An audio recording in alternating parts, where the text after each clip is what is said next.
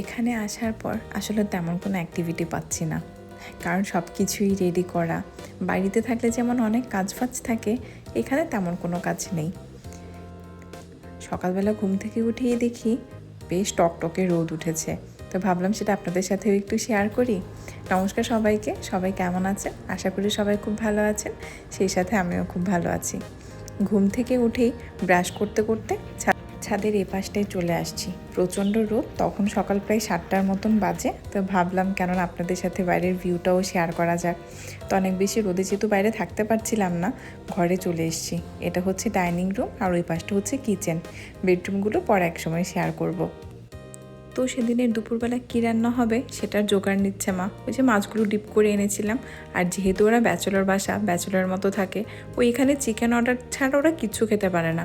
মাছ তো পাওয়া যায় না বললেই চলে, সুপার শপ ছাড়া। তো যেহেতু বাড়ি থেকে একেবারে টাটকা মাছ নিয়ে এসেছি, তো মা বলছে আজকে তাহলে সবার জন্য একটা রুই মাছের ঝোল করি। তো মা ওইদিকে রুই মাছের ঝোল করতে করতে আমি এখানে একটা ম্যাঙ্গো শেক বানাচ্ছি। আর কালকে রাতে যেহেতু আমরা সবাই খুব বেশি টায়ার্ড ছিলাম, বাড়িতে রান্নাবান্না কোনো কিছু করা হয়নি, তো রাতের বেলার খাবারটা খেয়েছি ভাত আর কষা মাংস, একদম হোমমেড ছিল যেটা। আর সেদিনের দুপুরবেলায় রুই মাছের ঝোল পেয়ে এত খুশি, সেদিন আমরা দুপুর 1টা বাজেই খেতে বসে পড়েছিলাম, কারণ সবারই খিদে পেয়েছে।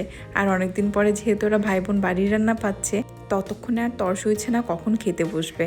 আর আগে পাতে খাওয়ার জন্য করেছিল পালং পনির আর হচ্ছে ডাল। আমার বরের আবার অভ্যাস কেমন জানেন, যদি সেদিন দেখে তার ভালো আইটেম আছে এবং সেটা তার পছন্দের, তাহলে সেদিন সে নিজেই পাতে ভাত বেড়ে নেয়। আর মাছটাও, চিকেন থাকলে তো কোনো কথাই নেই। তো এদিকে দুপুরবেলা আমরা সবাই খেতে বসে পড়েছি। সারাদিন রান্নাবান্নার খাওয়া এই নিয়েই সময় যাচ্ছে। তো সবাই ভালো থাকবেন। এই ছিল আজকে আমার ছোট্ট একটা ব্লগ। ভালো লাগলে অবশ্যই একটা লাইক আর একটা কমেন্ট করবেন। আমন্ত্রণ রইল আমার পরের ব্লগটি দেখার জন্য।